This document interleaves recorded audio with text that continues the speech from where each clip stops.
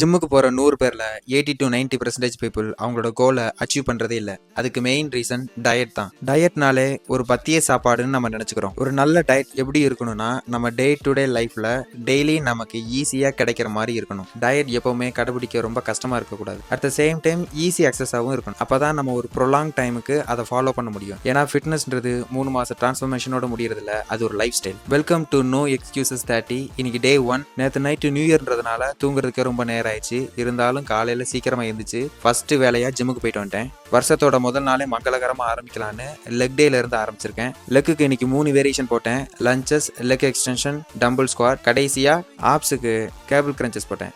ஆப்ஸுக்குன்னு தனியா நான் விளையாட மாட்டேன். ஒவ்வொரு நாளும் ஏதோ ஒரு வேரியேஷன் மட்டும் ஆப்ஸுக்கு விளையாடுவேன். ஜிம்முக்கு போயிட்டு வந்து குளிச்சுட்டு காலையிலேயே 5 முட்டை 2 செவ்வாழை பழம் சாப்பிட்டேன். அதுக்கப்புறம் டெய்லி சப்ளிமெண்ட் முடிச்சுட்டு மதியம் சோறு, சிக்கன், கொஞ்சம் வெஜ்ஜு சாப்பிட்டுட்டு நைட்டுக்கு தோசையும் சிக்கன் சாப்பிட்டுட்டு இன்னைக்கு நாளை முடிச்சுக்கிட்டேன்.